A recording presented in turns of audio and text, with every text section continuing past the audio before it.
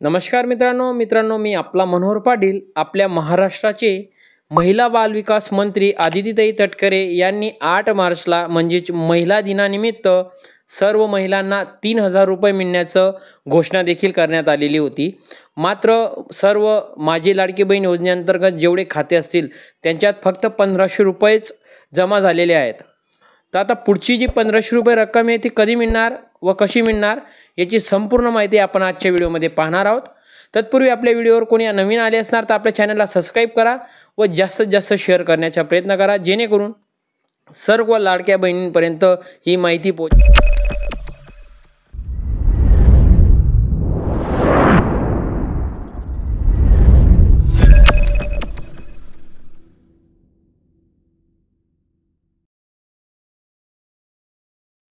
तर लाडकी बहीण योजनेअंतर्गत जे 1500 रुपये तुम्हाला आले आहेत आणि जे नाही आले आहेत त्याबद्दल आपल्या महाराष्ट्राचे महिला बाल विकास मंत्री आदितीताई तटकरे काय म्हणतात ते आपण पाहूया।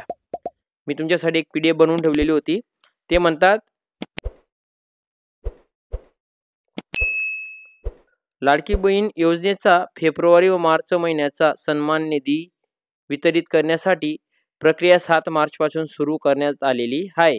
ही प्रक्रिया 12 मार्च पर्यंत सुरू राहणार असून सर्व पात्र लाभार्थ्यांना बँक खात्यात फेब्रुवारी महिन्याचे 1500 व मार्च महिन्याचे 1500 असे टोटल 2 टप्प्यात एकूण 3000 रुपये जमा करण्याची प्रक्रिया ही युद्ध पातळीवर सुरू आहे, असे आपले आदितीताई तटकरे यांनी सांगितले आहे।